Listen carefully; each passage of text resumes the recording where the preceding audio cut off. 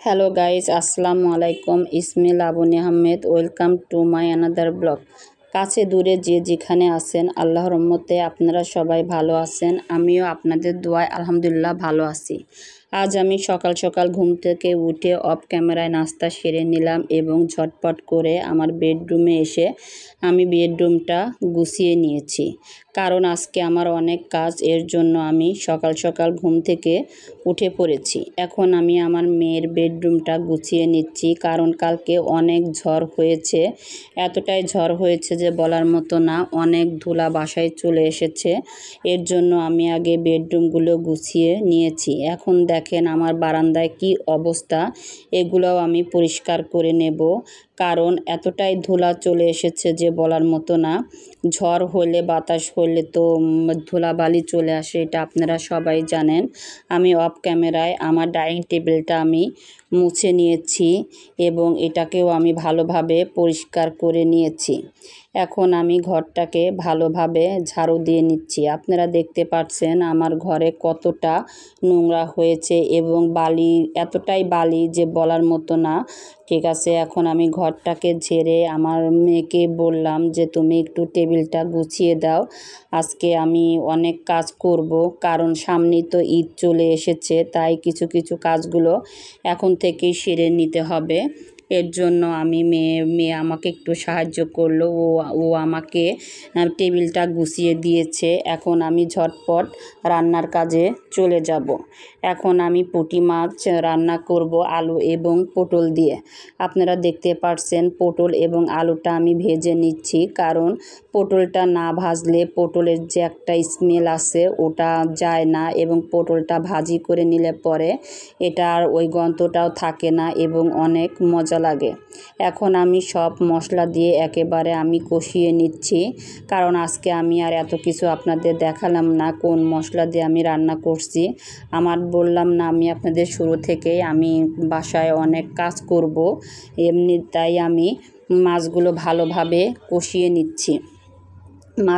ভালোভাবে না কষালে মাছের মধ্যে কোনো কিছুই যায় না। আর এমনিতেই পুঁটি কাপ মাছ, এগুলোর ভিতরে মশলাগুলো একটু কমই যায়। আমি হালকা একটু পানি দিয়ে এটাকে আবার ভালোভাবে আমি কষিয়ে নিচ্ছি। আপনারা দেখতে পাচ্ছেন মাছটা কষানো আমার হয়ে গিয়েছে। এখন ওই যে আমি ভেজে রেখেছি আলু এবং পটল, এগুলো আমি ভালোভাবে কষিয়ে নিচ্ছি। এখন আমি ভালোভাবে কষিয়ে নিয়ে এর মধ্যে আমি পরিমাণ মতো পানি দিয়ে নেব। পানি আমার দেওয়া হয়ে গিয়েছে। এখন এই চুলায় আমি ভাত বসিয়ে দিয়েছি, কারণ ভাতটাও আমি রান্না করছি। আর ওই চুলায় আপনারা দেখতে পাচ্ছেন তরকারি আছে আমার 2 চুলায়। এখন আমি ঝটপট অফ ক্যামেরায় চচ্চড়ি মাখিয়ে নেব। এই যে আমি অফ ক্যামেরায় চচ্চড়িটা মাখিয়ে নিয়েছি, কারণ আমি এত কাজ তো আর অন ক্যামেরায় দেখানো যায় না। আপনারা তো সবাই জানেন, আসলেও কি সংসারের সব কাজ কি অন ক্যামেরায় দেখানো যায়? সব কাজ অন ক্যামেরায় দেখানো যায় না। আমার চচ্চড়িটা হয়ে গিয়েছে। এখন আমি মানে আটা মানে করে নেব, কেড়ে নেব, কারণ কালকে আমার মেয়ের স্কুল আছে, একটু মানে রুটি নেই। আর আমি, আপনারা জানেন আমি সবসময় রুটিটা মানে সংগ্রহ করে রেখে দিই 2-3 জন্য। এর জন্য আমি ভালোভাবে আটাটা কেড়ে এই যে আমি নামিয়ে নিয়েছি। এখন আমি ভালোভাবে আটাটা মুথে নেব, কারণ ভালোভাবে আটাটা মুথে না নিলে কখনোই সে রুটি ভালো হয় না এবং সফটও হয় না। আপনারা দেখতে পাচ্ছেন এক পাশে আমি মুথে কিন্তু রেখে দিয়েছি আপনাদের দেখানোর সুবাদে। এখন আমি অন্য আটাটা আমি ভালোভাবে মুথে নিচ্ছি। আপনারা জানেন আটা এটা এমনই যে ভালোভাবে ওটাকে না মুথে নিলে ভিতরে শক্ত এবং ভিতরে ভালোভাবে ওটাকে সফট হয় না। যতক্ষণ পর্যন্ত সফট না হয় ততক্ষণ পর্যন্ত মুথে নিতে হয়। এখন আমার আটাটা মুথে নেওয়া হয়ে গিয়েছে। এখন আমি রুটিগুলো বানিয়ে নেব।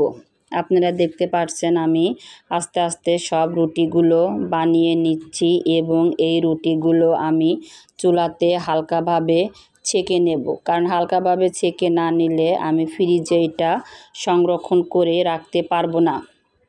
কারণ কালকে আমার মেয়ের স্কুল আছে আর এত সকালে রুটিটা বানাতে পারবো না। তাই আমি এই রুটিগুলো হালকাভাবে সেকে ঠান্ডা করে আমি ফ্রিজে সংরক্ষণ করে রেখে দেব, যাতে আমি সকাল সকাল আমার মেয়েকে ঝটপট আমি রুটিটা সেকে আমার মেয়েকে আমি নাস্তা বানিয়ে দিতে পারি। এখন আপনারা দেখতে পারছেন যে আমি কিভাবে রুটিটা হালকাভাবে ছেঁকে নিচ্ছি। আমি এ পাশে অল্প একটু ছেঁকে নেব এবং এ পাশে অল্প একটু ছেঁকে আমি এটাকে ঠান্ডা করতে দেব। আপনারা দেখতে পাচ্ছেন এই যে আমার রুটিগুলো প্রায় সেঁকা হয়ে গেছে। এখন এগুলো আমি ঠান্ডা করতে দেব। এর মধ্যে ওই যে আমি আপনাদের বললাম আমার বাসায় আজকে অনেক কাজ আছে, কারণ সামনে ঈদ।